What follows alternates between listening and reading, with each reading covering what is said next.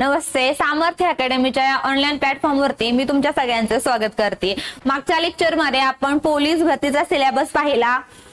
कुठून किती मार्कचे प्रश्न येऊ शकतात किंवा सब्जेक्ट काय आहे, जीएस म्हणजे नक्की काय आहे आणि ग्राउंडचं स्वरूप कसं आहे हे सगळं पाहिलं किंवा आणि किती पदांसाठी भरती होते. तुम्ही अजूनही ते व्हिडिओ जर पाहिला नसेल पाठीमागचा तर तो व्हिडिओ नक्की व्हिजिट करा. त्याच्यानंतर ना आज आपण बघतोय की सगळ्यांना पडणारा प्रश्न आहे की बाबा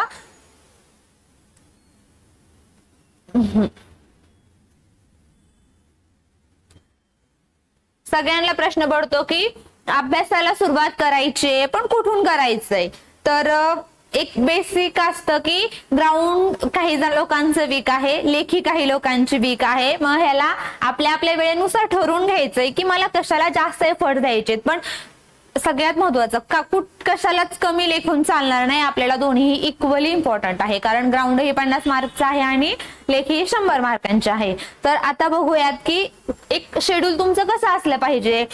जे लोक अदर स्पर्धा परीक्षा करतात जसं की एमपीएससी, तलाठी किंवा सरळ सेवांची तयारी, तर त्यांना फक्त अभ्यासच करायचा असतो.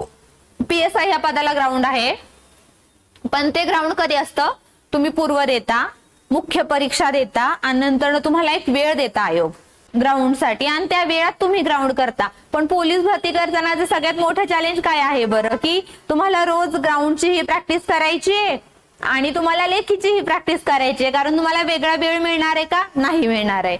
तर मग तुम्ही सकाळी उठणार, व्यायाम करणार, ग्राउंड करणार, मग थकल्यासारखं होतं, दुपारी झोप येते, स्टडी होत नाहीये. काही लोकांचं ग्राउंड खूप वीक आहे, मग आम्ही 2-2 वेळ अगदी ग्राउंड करतोय, मग अभ्यासाला कमी वेळ मिळतोय, पॉसिबल नाहीये. तर आणि आपण ह्यात एक काय करतो की जे लोक होऊन गेले त्यांची भाषणं ऐकतो. मग कोण सांगतं मी 18 तास अभ्यास केलाय, कोण सांगतं मी 12 तास अभ्यास केलाय, कोण सांगतं मी 15 तास अभ्यास केलाय.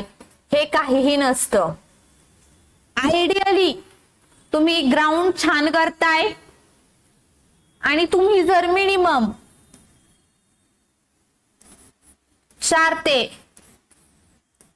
5 तास अभ्यास करत असाल तर तुमचा हा अभ्यास पोलीस होण्यासाठी पुरेसा आहे.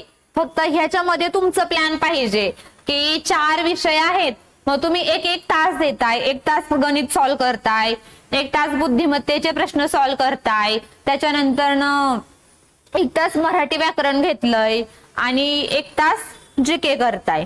आता जीके हे फार वास्ट आहे पण करायला लागणार आहे, पर्याय नाहीये. पण वास्ट जरी असलं तरी सुद्धा आपल्याला खूप डीप मध्ये प्रश्न येतात का, नक्कीच येत नाही. तर तुम्हाला आपल्याला वरचे 1 लाईनर स्वरूपातला पेपर आहे आणि सोपंच आहे.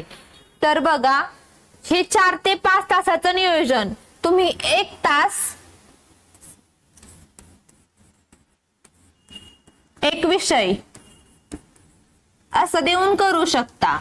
किंवा मग मराठी चांगलं आहे, मला मराठीला पूर्ण 1 तास नाही दिला तरी ठीक वाटतंय, किंवा मग हे 4 विषय तुम्ही 3 तासामध्ये संपवा. आता हे मी आयडियली काय सांगितलं, एका विषयाला किती 1 तास, पण तुमचं एखादा विषय चांगला आहे त्याला तुम्ही कमी वेळेत ऍडजस्ट करू शकता. तर 3 तास 4 विषय. आता सगळ्यात महत्वाचं, अभ्यास करताय, खूप छान चालू आहे, ग्राउंड चालू आहे, पण प्रश्नपत्रिका सोडवत नाहीत असं प्लीज करू नका. कुठल्याही एक्झामला आपण जातोय ना, तर त्या एक्झामचा पॅटर्न कसा आहे, आपल्या एक्झामिनरला आपल्याकडनं काय एक्सपेक्टेड आहे, यापूर्वी प्रश्न कसे येऊन गेलेत हे तुम्हाला माहीतच पाहिजे. आणि कुणाचे भाषण ऐकले, कोणा एका व्यक्तीचं गायडन्स घेतलं, या सगळ्यापेक्षा जास्त महत्वाचं तुम्ही जे पेपर सॉल्व करताना प्रिव्हियस इयरचे होऊन गेलेले प्रत्येक जिल्ह्याचे, ती जी एक गोष्ट अशी आहे जी तुम्हाला तुमच्या यशाच्या सगळ्यात जवळ घेऊन जाते. म्हणजे हे सराव पेपर तुम्ही सॉल्वच केले पाहिजेत.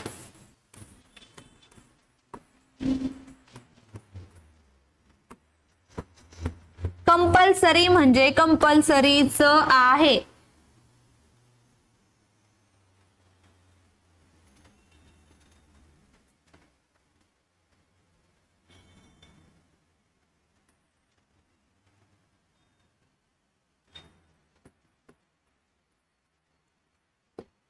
आता तुम्ही म्हणाल की खूप लोकांचं असतं अभ्यास करताना छान वाटतं, पेपर सोडवायला घेतला की आम्हाला बर्डन येतं, मग कमी मार्क्स आले की आम्ही डिप्रेशन मध्ये जातो, आम्हाला टेन्शन येतं की कसं होणार आहे, काय होणार आहे.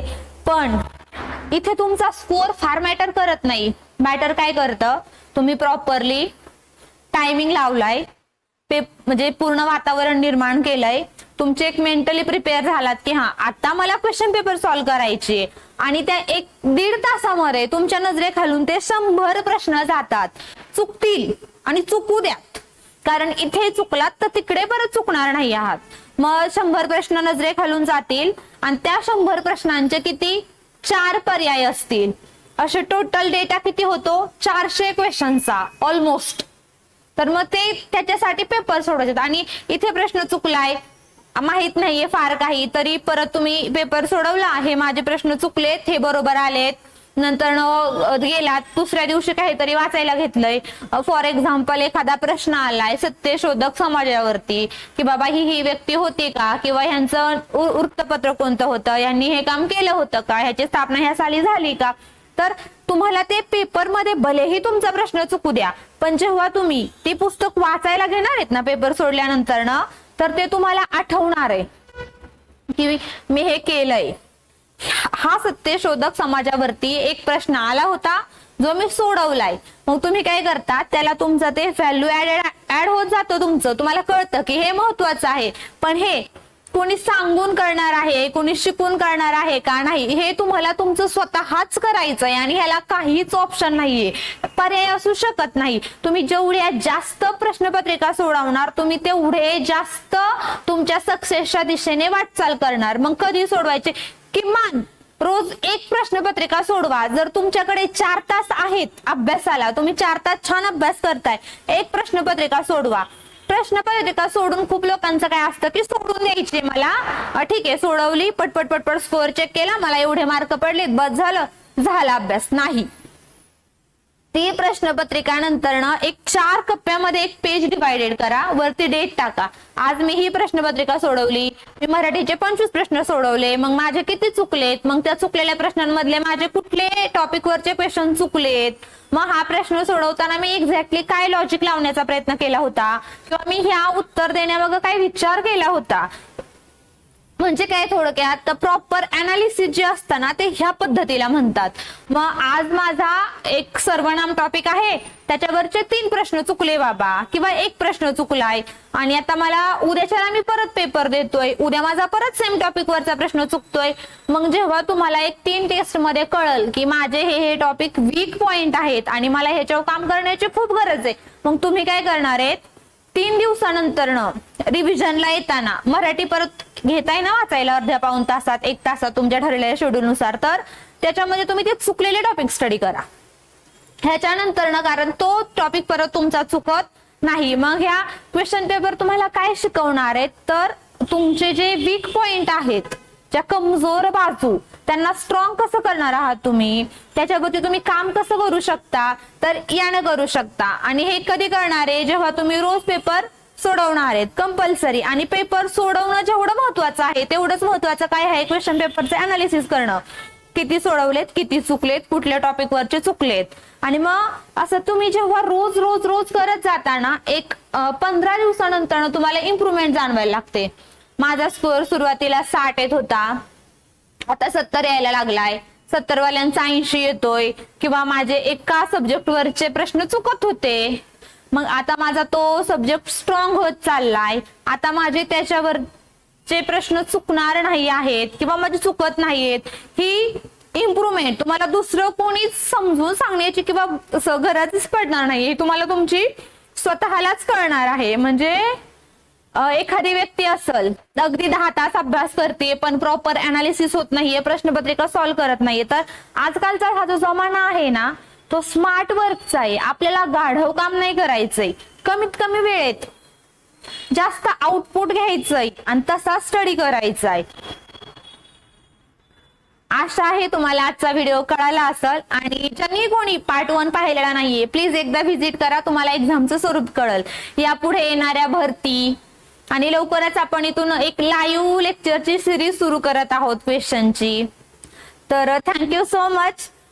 चॅनलला नक्की सबस्क्राईब करा जर तुम्हाला माहिती आवडली असेल तर. थँक्यू.